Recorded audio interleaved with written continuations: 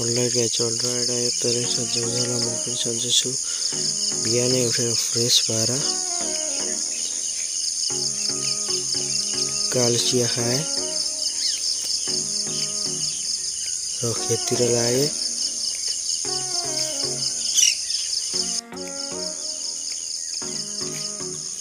आजको मौसम चाहिँ पानी पर्ला पर्ला जस्तो थियो।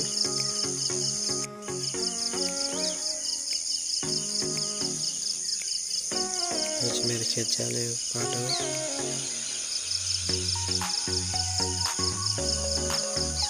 फाइनली खेत पनि पुगेँ। मैले तपाईँहरूलाई गोठ देखाएर उहाँको त्यो भर्खर गाई दुध हुने रहेछ। र एकछिन पछाडि घर जान खोज्छ त पानी पर्छ।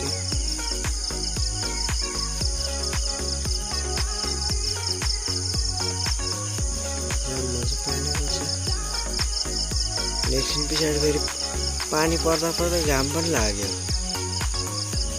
पानी अलिअलि सिमसिम चाहिँ पर्दैछ, घाम लाग्यो अनि गएँ घरतिर। फाइनली घर पनि आँटेँ। मैले घर पुगेँ र दुध राखेँ। एकछिन पछाडि भात खाएँ।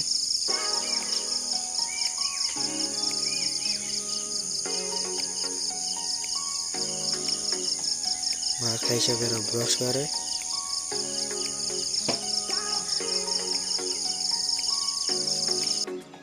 गरिसकेर भित्र गएर लुगा लगाएँ।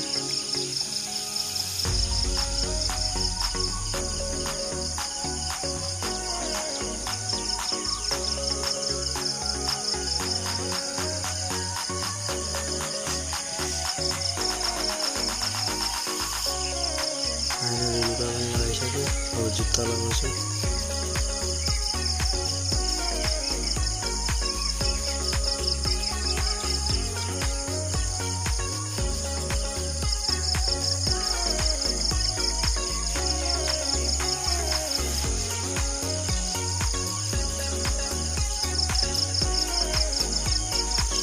फेरि भित्र आएर तेल लगाएँ।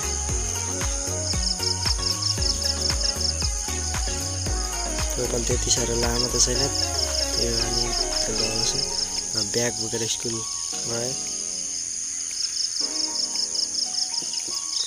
अनि भरे स्कुलबाट घर आएर होमवर्क गरेँ।